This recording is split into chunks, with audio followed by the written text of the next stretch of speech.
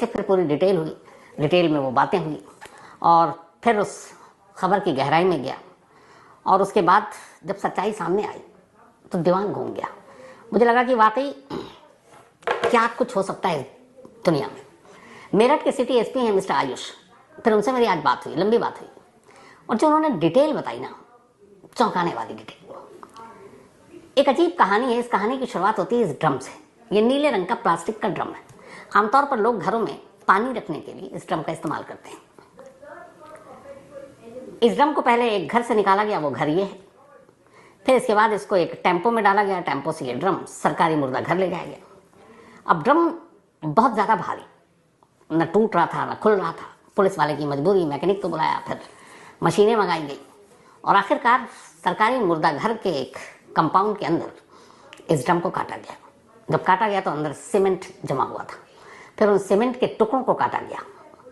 जब उनको काटा गया तो फिर 3 टुकड़ों में सौरभ नाम का एक नौजवान जिसकी उम्र 29 साल है, वो उस ड्रम से बाहर आता है 3 टुकड़ों में।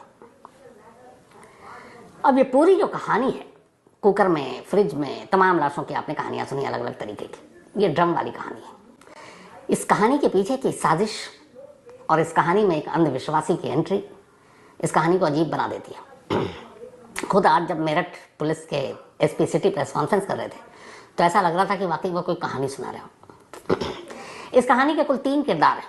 एक पति है, एक पत्नी है और एक प्रेमी है, और गलती से प्रेमी अंधविश्वासी है। कहानी की शुरुआत होती है 2016 से।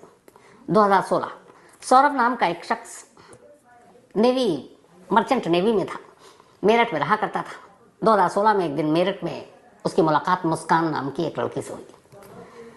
मुस्कान को देखते ही उसको प्यार हो गया। फिर मुस्कान की उससे दोस्ती हुई, मुस्कान ने उसका प्रोफाइल देखा, मुस्कान को भी प्यार हो गया। अब दोनों शादी करना चाहते थे, लेकिन सौरभ के घर वाले इस शादी के लिए तैयार नहीं थे। लेकिन मुस्कान और सौरभ बहुत आगे निकल चुके थे। उन दोनों ने घर वालों की मर्जी के खिलाफ जाकर शादी करने का फैसला किया और 2016 में शादी कर ली। शादी के कुछ वक्त के बाद सौरभ वापस लंदन चला गया क्योंकि वो वहीं पोस्टेड था। फिर लंदन में रहा, फिर वापस आ गया, लेकिन बाद में पता चला कि वो नेवी मर्चेंट नहीं बल्कि लंदन में कुछ और काम करता है। खैर, ये चलता रहा सिलसिला। 2016 से 2019 आ गए, 3 साल हो गए इन दोनों की शादी को। इस दौरान में एक बेटी हुई। अब चूंकि सौरभ ने अपने घर वालों से रिश्ता तोड़ लिया था, इस शादी की वजह से वो मानते भी नहीं थे। जब बेटी हुई तो थोड़ा सा घर वालों का रिश्ता जुड़ना शुरू हुआ। लेकिन अब घर वाले से अलग था तो वो एक किराए के मकान में रहता था मेरठ में। वही मकान है जहाँ से ड्रम निकला। फिर सौरभ वापस चला गया। उसका आना जाना ज़्यादातर साल में करीब 9-10 महीने वो बाहर रहता, 2-3 महीने मेरठ में रहता। 2019 में बेटी होने के बाद फिर 2021 में वो विदेश चला गया। इधर फिर कोरोना आया। अब कोरोना में वापस आया, फिर जाना हुआ। लेकिन इसी दौरान में ये हुआ कि चूंकि ज़्यादातर वक्त सौरभ बाहर रहता, किराए के घर में मुस्कान अकेली रहती। उसकी बेटी थी, बेटी धीरे धीरे बड़ी हो रही है, उसको एक प्ले स्कूल में डाल दिया। प्ले स्कूल जाना लाना ये मुस्कान का काम था।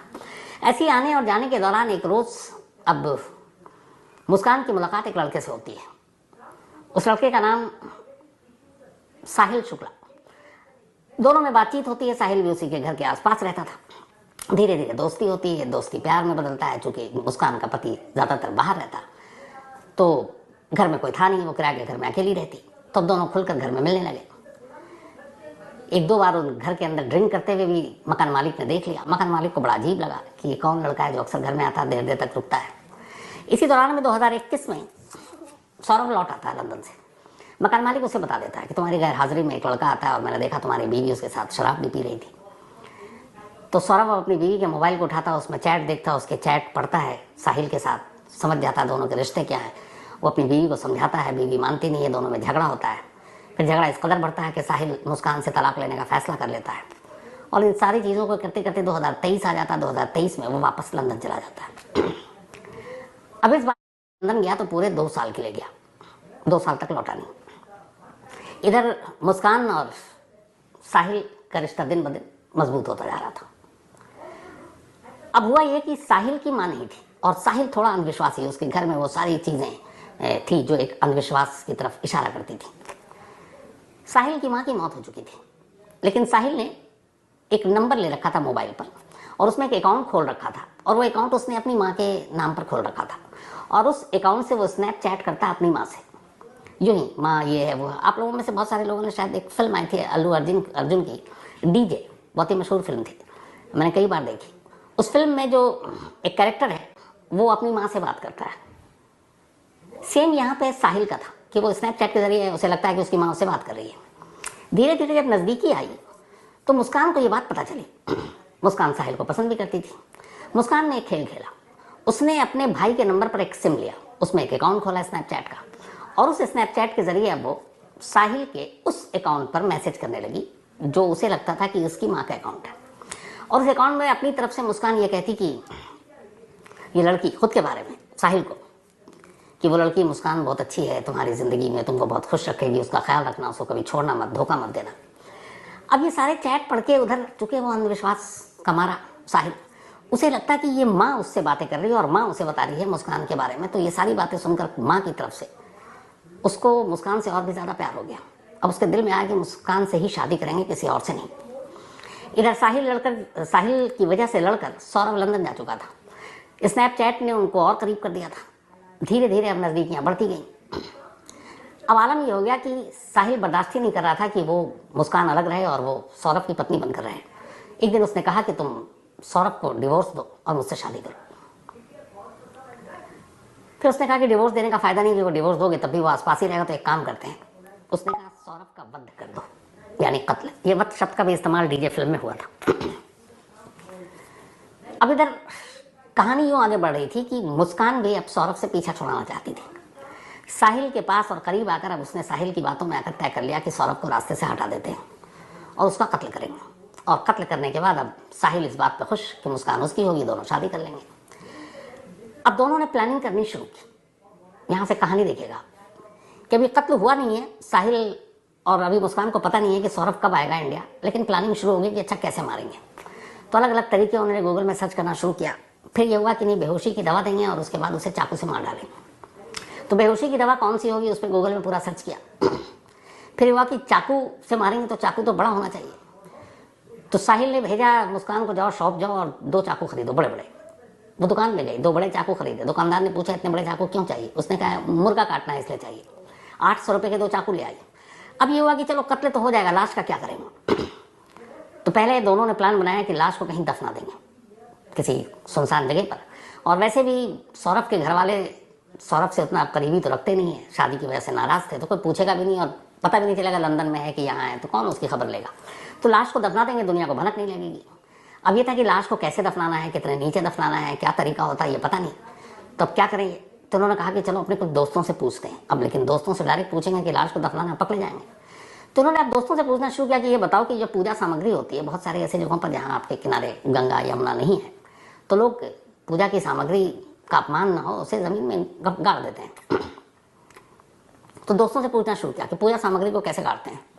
तो उन्होंने बताया कि बस ऐसे गड्ढा खो तो डाल दो। उसने कहा नहीं, अगर ज़्यादा गहराई में डालना हो। उन्होंने कहा कि इतनी गहराई में जाने की ज़रूरत क्या है। तब इन्होंने ऐसे ही पूछ लिया कि अच्छा लाश को गाड़ने में कैसे, तरीका क्या होता है। दोस्तों ने फौरन भाप लिया। उन्होंने कहा तू पागल है क्या, इस तरह की बातें कर रहा है। फिर ये डर गए कि कहीं दोस्त खुलासा ना कर दें। इन्होंने लाश को दफनाने का आइडिया ड्रॉप कर दिया।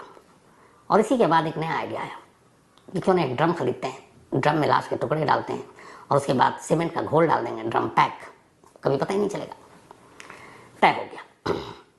अब सब कुछ तय हो गया, चाकू खरीद कर ले आए। अब सौरभ का इंतजार। 25 फरवरी को मुस्कान का जन्मदिन होता है। तमाम लड़ाइयों के बावजूद सौरभ मुस्कान से प्यार करता था। तो अपनी बीवी के जन्मदिन पर खास लंदन से वो मेरठ आया और उसने मुस्कान को बताया कि मैं 24 फरवरी को पहुंच रहा हूँ। 25 को जन्मदिन था, साथ मनाएंगे पति पत्नी और बेटी। तो ये बात मुस्कान ने साहिल को बताई कि 24 फरवरी को आ रहा है।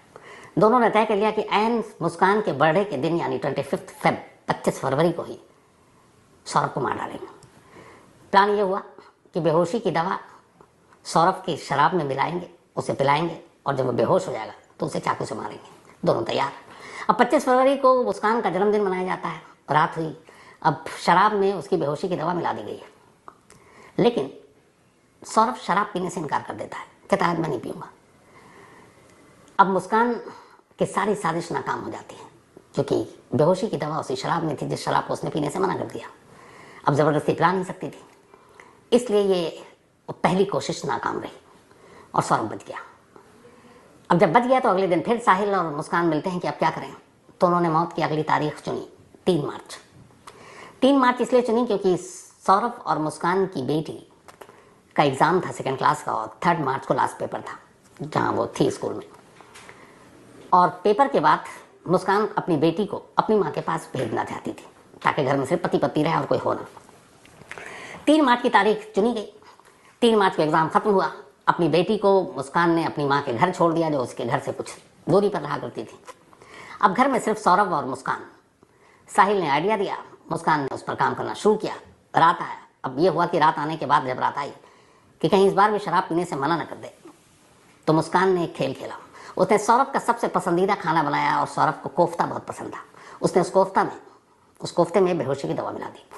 रात करीब 9:30 बजे सौरभ ने खाना खाया। धीरे धीरे वो नींद के आगोश में चला गया, बेहोश हो गया।